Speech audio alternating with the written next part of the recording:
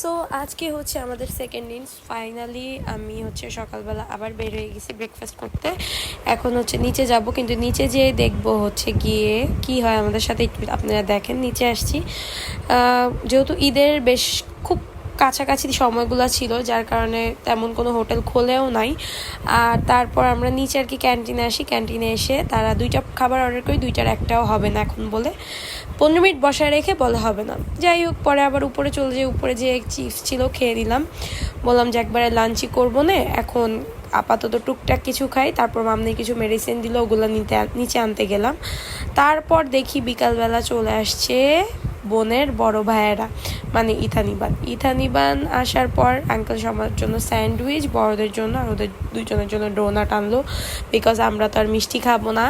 তারপরের দিন হচ্ছে এই যে বিকালবেলা আমরা আমাদের বাসায়, ওয়েলকাম টু সুইট হোম। যদিও আমরা কোনো কিছু এভাবে প্রিপারেশন করতে পারি নাই, বাট ইনশাল্লাহ ঢাকায় গেলে করব কিছু না কিছু একটা। এর মধ্যে হচ্ছে গিয়ে আমাদের সময়গুলো এত তাড়াতাড়ি চলে যেতেছিল, আমার বাসায় যাওয়ার সময় চলে আসছে। তো আমরা চলে আসবো দেখা মামুনি আবার একটু খাবার বসাইলো। মামুনির কিন্তু অনেক অসুস্থ ছিল, স্টিল অনেক অসুস্থ, কিন্তু তাও ওই যে বলে না নাড়ের টান। সো এই ক্ষেত্রে আমি একটু হেল্প করতেছিলাম মামুনিরে, তেমন কোনো হেল্প করিনি, জাস্ট রোস্টের জন্য একটু চিকেনগুলো ভাজলাম, একটু লাড়াচাড়া আর কি, যেটাতে মামুনির আর কি যাতে ঘাম না হয়, যেহেতু তার শিলিটা এখনও শুকায় নাই।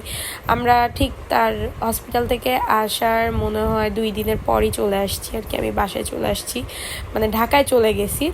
আর মামুনির কিচেনের একটা শর্ট ট্যুর আর কি আপনাদের সাথে শেয়ার করলাম। আর এদিকে মামুনি পোলাও রান্না শেষ, একদম একবারে বসাই দিছে, হয়েও গেছে এতক্ষণে। আর এদিকে আমি হচ্ছে রোস্টের ঝোলটা কষাচ্ছি। আর এই হচ্ছে মামুনিদের ড্রয়িং রুমটা কিন্তু বিশাল বড়। আর এখন আমরা বের হচ্ছে আকিকার হচ্ছে ছাগলটা দেখতে।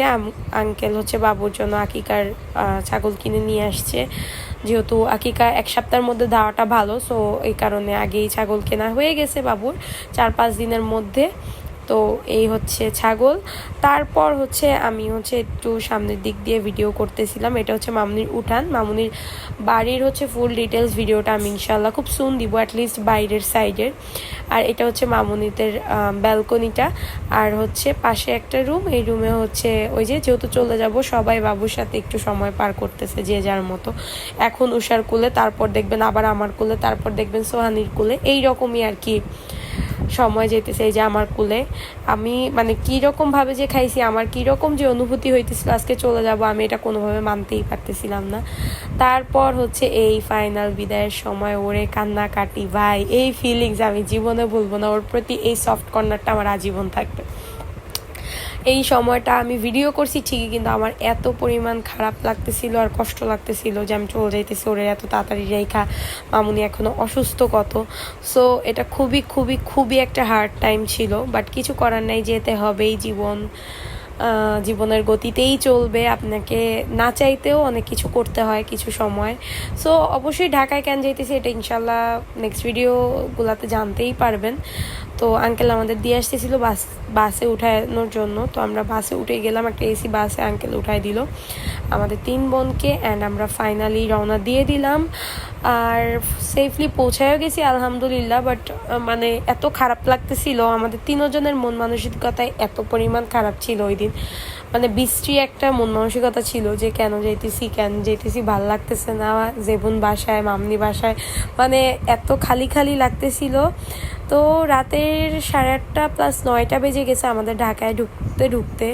জানি না গাড়ি অনেক স্লো টানছে, বাট হচ্ছে হ্যাঁ মোটামুটি খারাপ না, ভালো সার্ভিসই তারা দিছে।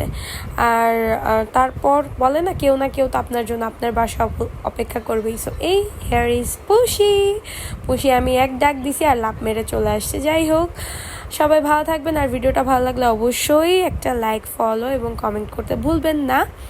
আল্লাহ হাফেজ।